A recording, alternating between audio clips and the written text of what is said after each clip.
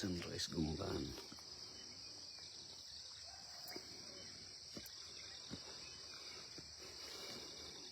Happy morning mga ka-rooftop. Now, congratulations to all nga nakaabot ta sa year 2026, January 1. Naadiri ang medyo ato ko ka panudlay diri mga ka-rooftop. So naadiri ang makita nato diri ang kung diri ko dapit mga ka-rooftop once again. Nadiri ang Mount Apo. Okay, agong i-zoom ha. Okay, so morning ang Mount Apo. Ang Mount Apo gikan aliya sa Kidapawan, padulong diri mga 100 kilometers yata. Kung masaya pa 100 kilometers ang Mount Apo. So clear kayo, kita yung Mount Apo diri sa left side. Kung dito dapit mga ka-rooftop, Mount Kitanglan na po na Bukidnon. Kung diri ko sa right side, niya na punta din sa Matutom View, Mount Matutom. So muna siya diha ang sunrise dapit diha sa tupi pinay sa Southern Mindanao Mission Territory, Jinsan. Kining ubos makita nato kini murag bagi sa lapis. Dako ni siya nga river mga ka-rooftop. Gitawag ni siya Ala River.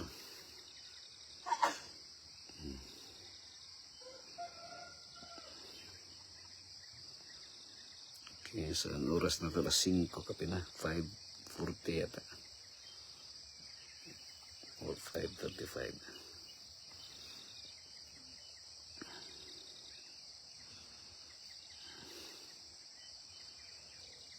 So mas nindot kung dito dapit mo tongtong. Mas palibot dun murag dagom siya. Kay entire nakita natin ang Sultan Kudarat Territory.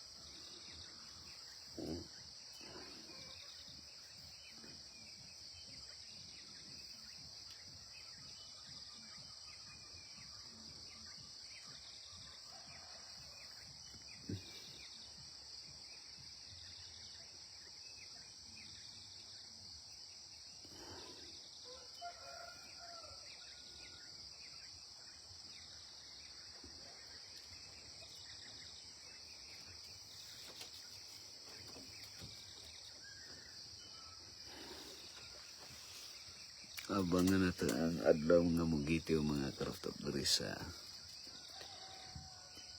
Sitio Gumban, Barangay Titulok, Bagumbayan, Sultan Kudarat.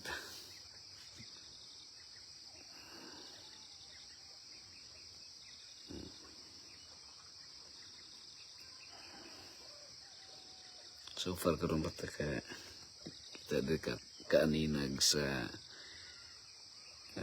Mount Apo. Ano siya Mount Apo?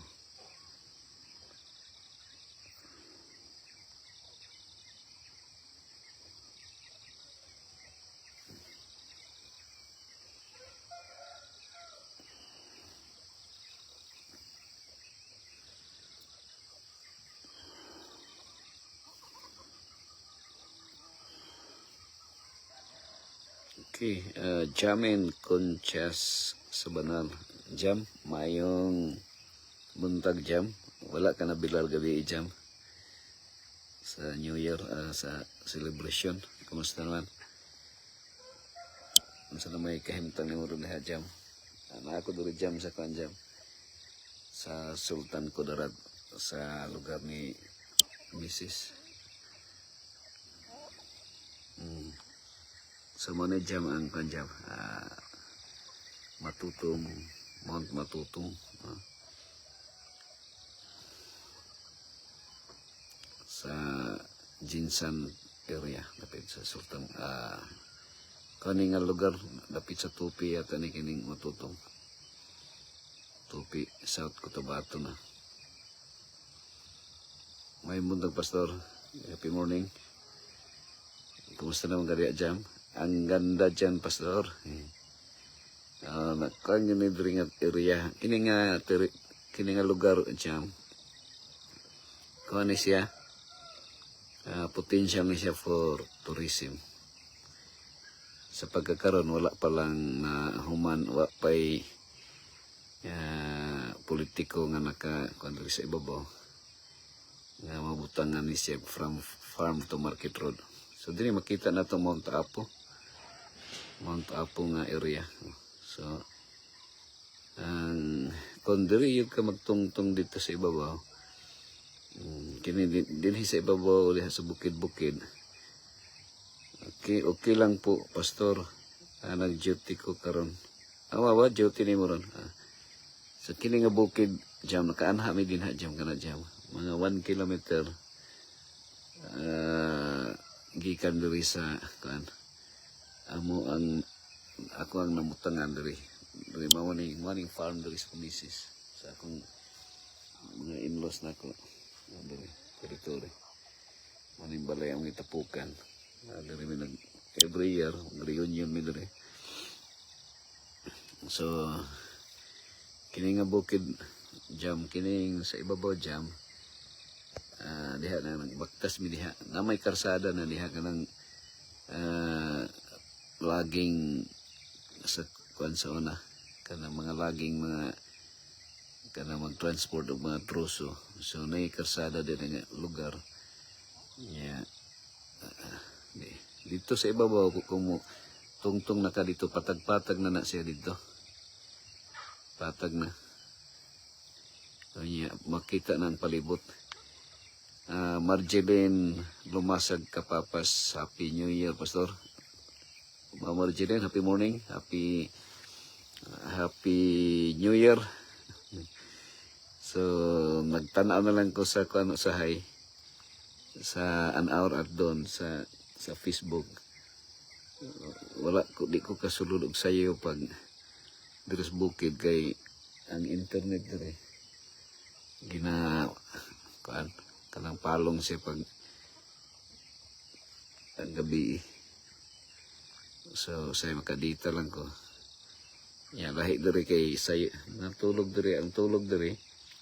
Sa alas 5 pa tulog pa hapon. Kasagaran sa mga tao diri. So, managkaro kay sayo, pukaw ko sa ko ang inlo. Ryan Hersama ko ang kanang. Wapo ng sunset ron. So, tagbo ta sa New Year. Nindot ang views palibot. Dito sa ibabaw yata makita ang Mount Kitanglad. Mo ni siya ang Mount Apo Marginal. Mount Apo. It was in 1993. 50 may kabuok na nakalusot diha sa Mount Apo. Ang among team leader si Pastor Joel Escobidal. Grupo to sa kinagitawag Adams man to.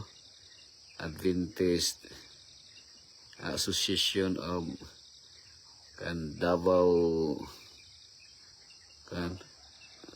Students. So, Adams may ngalan na to. Mga 50 may kabuok ato niya. Nasabtan nila ako sa Pastor Magsiko kauban na mo ito nga team. 1993, dahil sa peak sa Mount Apo. Di kami nangatulog. Ang sa among kilid banha kayo kay naay mo naggaling nga kuan bulkan. Nagaling og asupre kalayo. Kanto Association of Davao kanto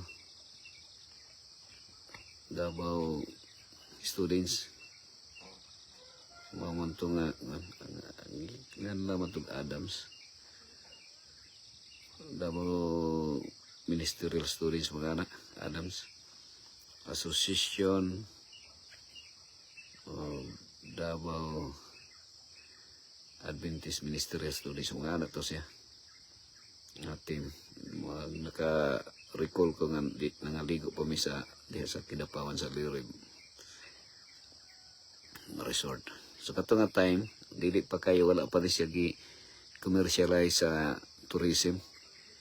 Pero karon nanay bag-ong pamaagi din ha sa Mount Apo. Kanang ang tourism din ha agi na sa tourism nga every person nga mosaka din ha mo bayad og 5,000 yata na registration pero apil na ang porter og pagkaon. So nanay magluto sa imong pagkaon ang ay naka-assign na porter. So igon na lang ka mo cut dito. O niya mo stay mga 2 days yata pero ako nasabtan dito na matulog sa kilid sa dili na dito sa ibabaw sa peak kay gibawal nga until nga after nga nasunog ang Mount Apo during the time nga dunay nag-camping dito na kuantong kalayo ni kalat man ito sa ibabaw. So nabawal na karon nga matulog sa peak. Kini kuan ni siya Mamarjilin Matutom Mount Matutom. So karon po na siya nga naklaro kayo kay kasagaran fog ginatabunan siya sa mga panganod kada adlaw karon lang. So nindot kayo ang tagbo na to sa year 2026 mga ka-rooftop. So lipay ta karon panahon na nga nakaabot og kita nakalusot ta gikan sa year 2025 mga ka-rooftop kay kasagaran may mga higala na to nga wala makadangat din ito iga year 2026. So higulan ta mo aninaw diri sa nindot nga view jamin no. So, kita na to nga kini siya mga ka-rooftop wala ra gani siya sa kalingkingan sa atong gi-desire gihandom nato nga mo ang gingharian sa kalangitan nga atong gihandom kung madamlag pohon pagbalik sa atong labaw nga makagagahom.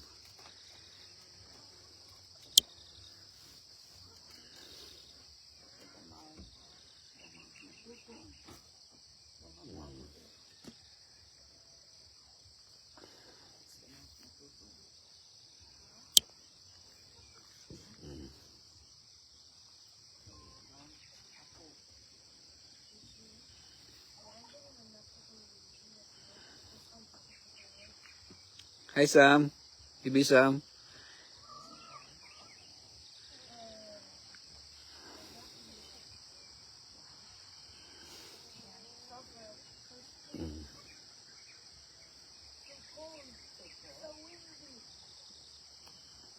Cold and windy.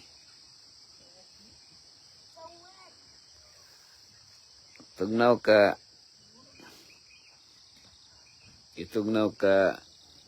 Kaden boy.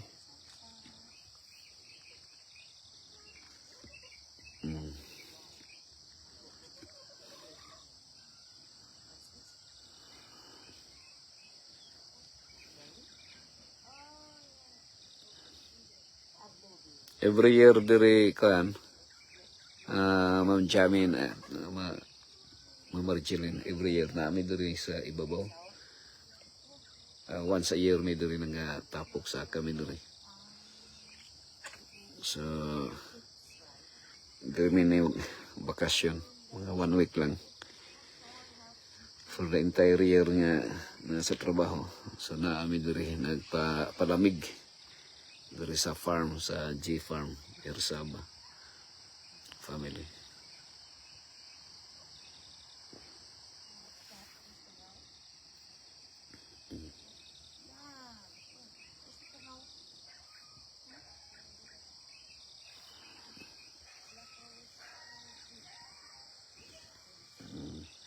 Wala na, aksyon nagka, wala kay.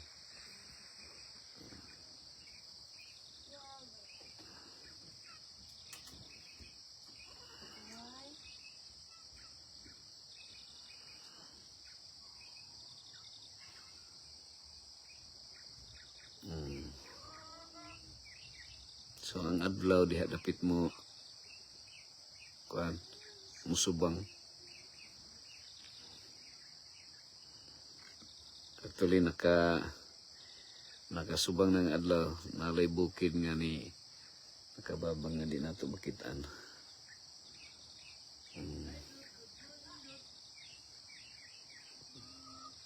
So, diri nga side ang kuan, sunrise. Diha dapit ang Oriental, mga karooftop. Davao Oriental.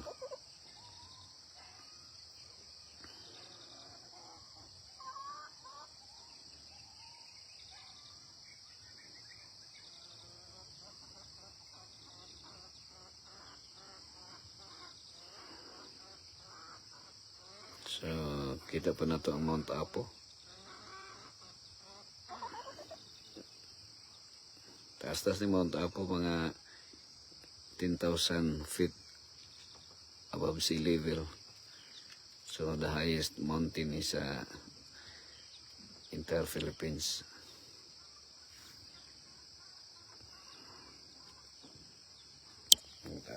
So, kung ikon ito, oops. Kung ibutang na rin ang kuan.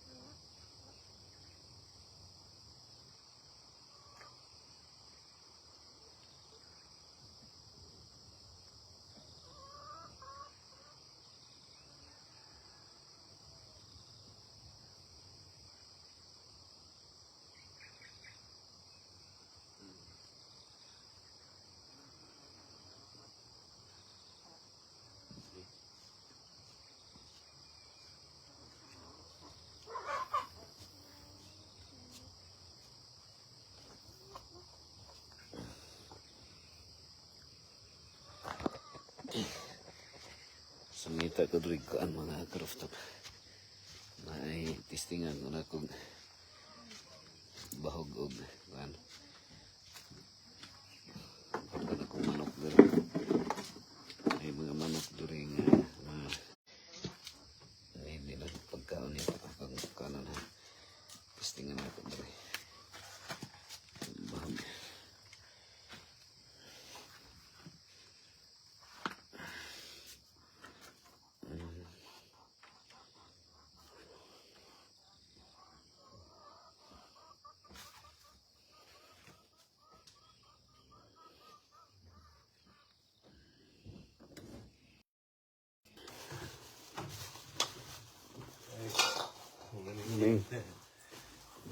kanon eh. Lagi, daghan na. Initon lang nino. Ha? Initon.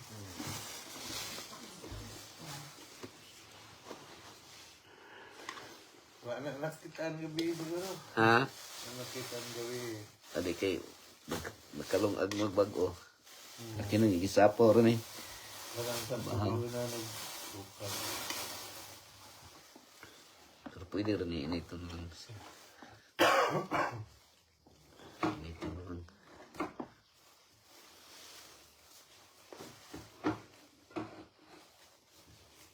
Kapoy po na kung ano. Kanang kawayan ba niya? Mao na gibutangan kanang kuan. Mura og balanghay ang sana suman. Suman. Himog suman.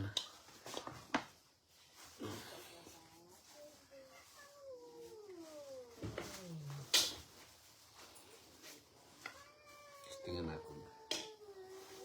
Ano ba?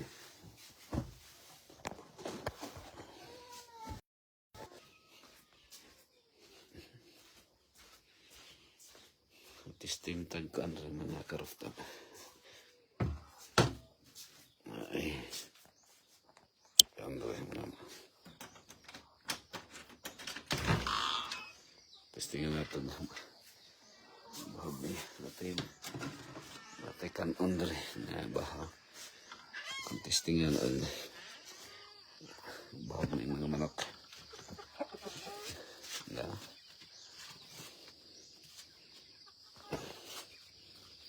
Nasa dalawa na ko na ibutang siguro. Ganun. Lapit adre. Adre.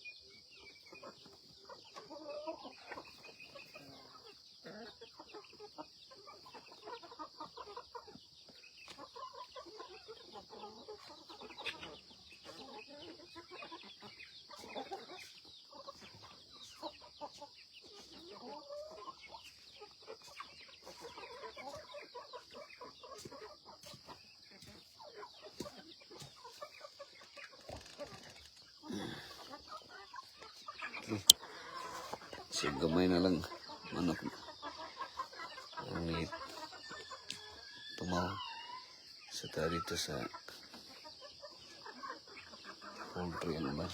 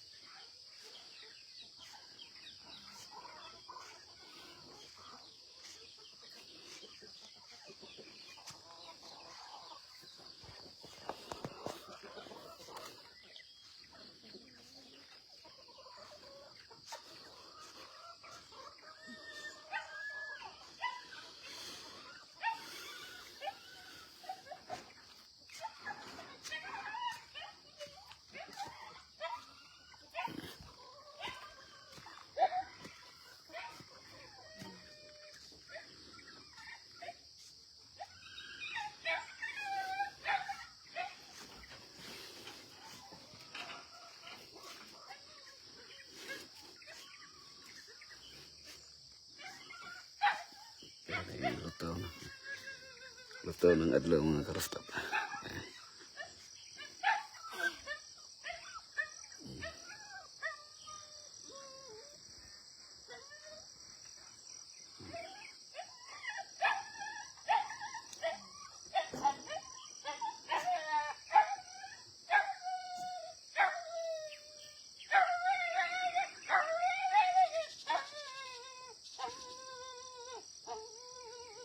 So makita na ito gihapon rin ang Mount Apo. Ito na, Mount Apo. Okay. Tapos, Mount Apo mga karostap. Yeah. Kini bukid ni sa kan. Kining bukid sa Sultan Kudarat. Kini. Sa Sultan Kudarat ko ni siya nga bukid kini. Kini na ubos-ubos sa Mount Apo nga na yung mga fogs, mga clouds, sea of clouds.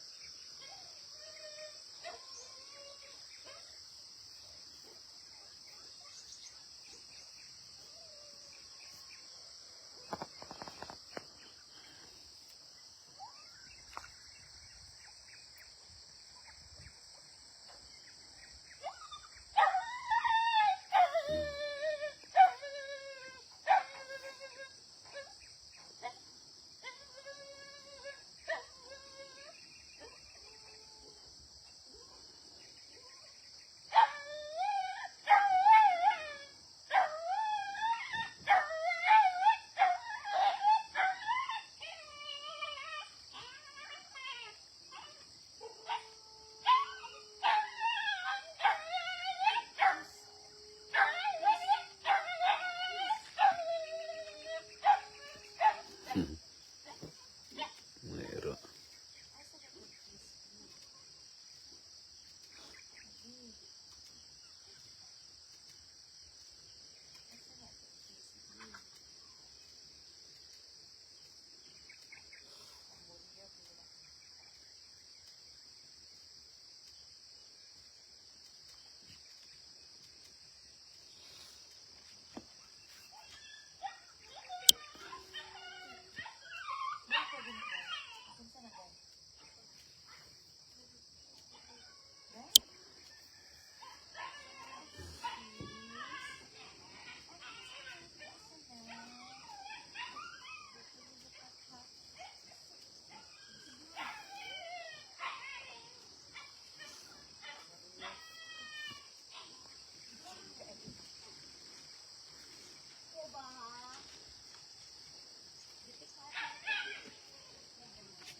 Kina gawas na pangadlaw. Gawas na gin.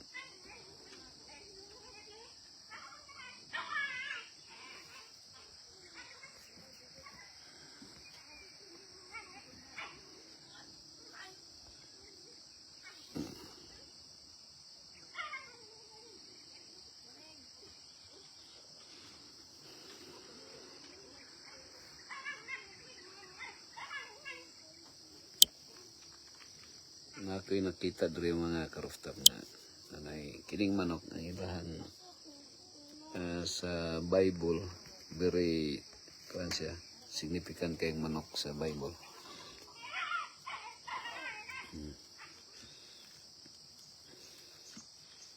Gani na mention ni Jesus Christ sa New Testament nga ang mga mungaan kining mga manok ng mga inahin iyang gi-kumparar sa iyang kaugalingon mga karoftab nga ang atong labaw nga magkagagahom sama sa usa ka mungaan nga nanawag sa iyang mga piso no? Atong kanon diri ha nailis atong gutan ato no.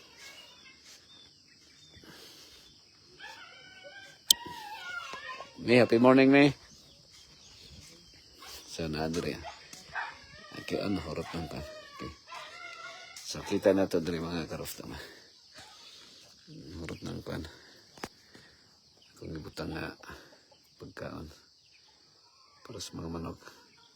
Okay, nakita, andri ato at episode. Ato ay may inahin. Okay. So, ang nindot diri sa country living mga karoftab kay dako imong farm area. So, daghang kang makabuhi kang mga manok. Di ka mabalaka nga na mo dakop nga mga silingan. Kay lagi man ang dako man ang area.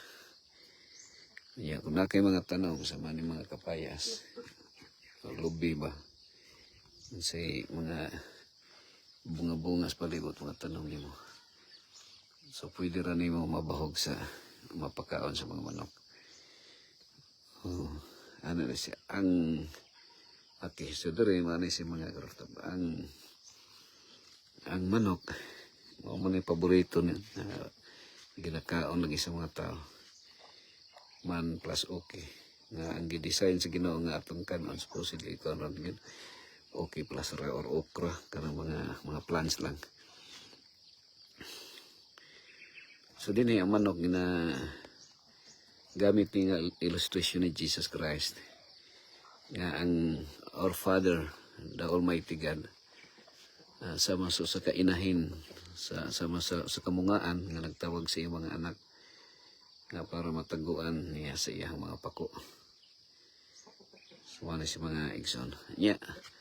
Dili po, pag-abot po sa New Testament, sa Jesus Christ, I mean, during the time na nagdakop si Jesus Christ, ihapon gi-illustrate, ihapon ang kuan. Iyang giingnan si Pedro. Sa itong pagsaad ni Pedro, nga ingon siya nga mo kuyog siya ngadto kan Jesus Christ bisan hantod sa kamatayon.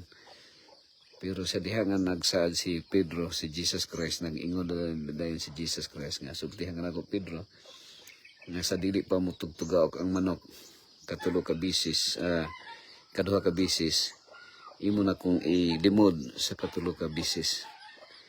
So mo na ang prophecy nga sulti ni Jesus ngadto kang Pedro. So it's a reminder mga karoftab the moment nga makadungog kag tugtugaok sa manok, it's a reminder nga kita atong gidinay, atong nang gilimod ang atong Ginoong Hesukristo. So daghang mga record rin mga karoftab sa Bible nga naghisgo sa mga manok. Pero actually ang manok mga kaigsunan mura po rin siya og illustration sa pagpanginabuhi sa tao. Nga kung ginabuhi ta kanang nagitaw nga isang kahig isang tuka. So ang normal gyud nga kinabuhi sa tao nga sama sa manok nga kung magtrabaho ta natay kaunon mo nagitaw nga sa prayer nga give us this day our daily bread mga higala. Unya karon ang nakaproblema ron sa kalibutan because of Gitawag po na siya nga because of the God of this world, Satan is very wise. Naghimo siya daghang mga inventions which is para ma-comfortable po ng tao. Pero may mga inventions sa mga sakyanan nga mahal po kayo niya ang tao na po ang atong kasing-kasing instead of following the divine command of Jesus Christ nga love one another. Satan is very wise usab, naghimo usab siya og gibutangan niya ang word nga love one another og nay. So naglabuanay na ang mga tao after man committed sin against God. So naglabuanay na ang mga tao may igsoon. So mo na nga kita nanatay ka ng itong idea nanay na develop na during sa pag-reign ni Satan diri sa kalibutan sa Genesis chapter 3 going to Revelation chapter 22 na ang gitawag nga panag-away ang Satan as the God of this world. Siya na ang control, no? The world is controlled by the evil one. So mo na nga ang tao because of na-develop ng kining kawat mga kaigsoon ng stealing. Gili nindot lang ang term sa ang word nga stealing because there are kini sa kuwara nga version mga karaftap na ay three kinds of stealing sa kuwara lang ha. Number 1 ang pagpangawat nga wala kahibalo kung kinsa imong kinsa nangawat sa imong nga material. So kakahibaluan na ang ikaduha na ay kawat nga hold up. So kanang itulis ka. So sometimes kahibalo ka o kinsa nang tulis imo ha. Kanang gipugos pagkuha or na scam. Ug ang ikatulo kanang kanang utang kining loan mga kaigsunan. So that's why nga because of kanang pag utang nato mo na giingon nga na kung malubong to sa utang sama ra ta nga nakapangawat gihapon na mahitabo imbis nga isang kahig isang tuka. Ang problema nato karon kay kasagaran madunggan nato nga matukaan nato tukaon nato daan ang atong pagkaon bago nato kahigon, meaning to say ato nang giutang ang ato ang trabaho because of kanang daghang tag-utang ang loan nato ang January ato nang ang February ato nang gikaon ang sweldo nato sa February ato nang gi-advance mao na nga kasagaran makuwenta sa utang mga karofta. Kasagaran sa mga tao nga madunggan nato nga ang ilahang gitrabaho ang ilang gitrabahoan human na nilang kaon sa January nga sa February nga sweldo ila nang gikaon sa January. So mao na siya ang dili angi unta nga mahitabo mga karofta pero madunggan nato dili man tanan ingay na nga mga mahitabo.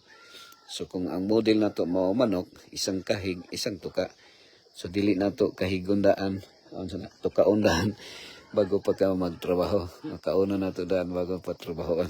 Kanang gitaw nga CE or cash advance nga pangayog sweldo.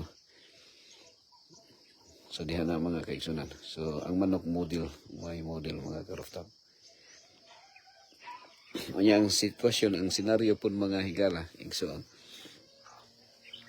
Kining mga manok, ang ilaha pud nga culture, ang ilahang pagpanginabuhi, mo kahig ni siya sa wati. No?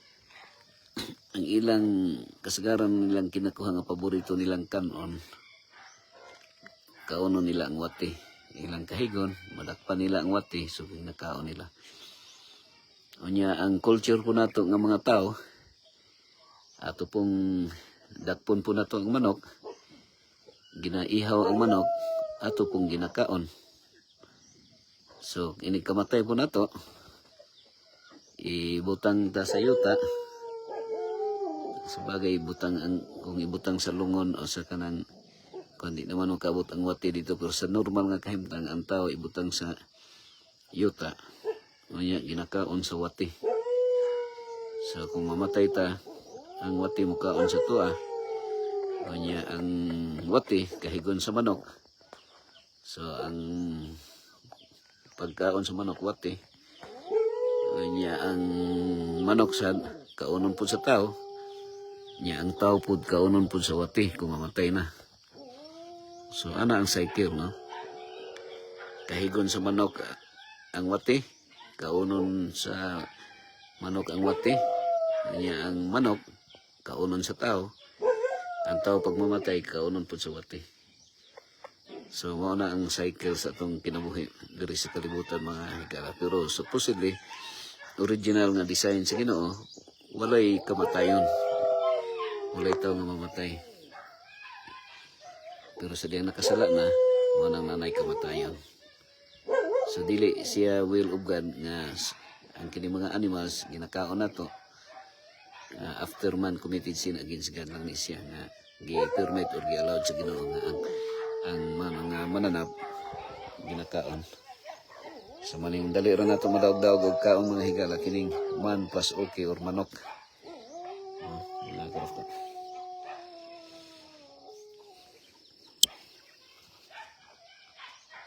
So na ay kuan po diri ang mga apoy mga bantay diri mga karustap na banha kay sila. Wala ta kay balugon sa ilang language o sa ilang voting nun, sa ilang pagsigi o paghot or pagsigi. Murag nangayo na siguro sila pagkaon. Kay ginatali ko ni sila diri.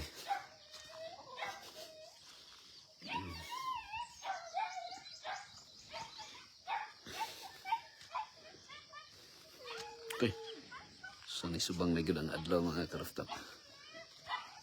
Full na gyud siya.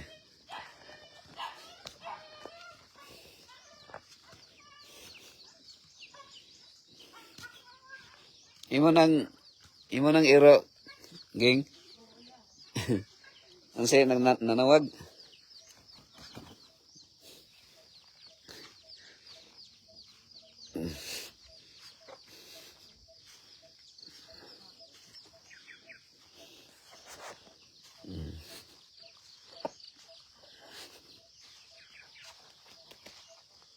Sana yung mga manok.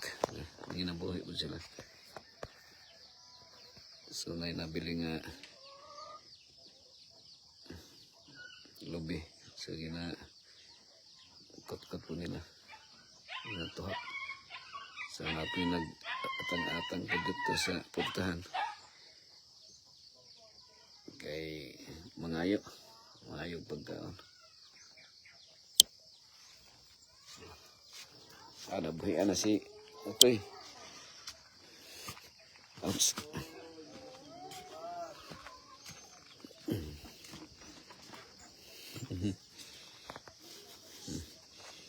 Yan, natabunan na kuan. Natabunan na ang Mount Matutum. Natabunan na sa clouds. Di na makita na.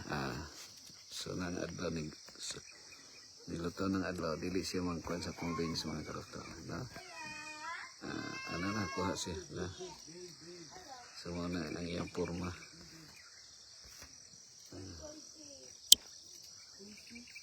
wala yang adlaw ang so luto na siya okay so na yung porma mga karafta full na ang iyang sunrise mga alas 7 na yan karon alas 6 alas 7. So di na makita kayo diri ang natumoy na lang sa Mount Apo ang makita mga Exxon.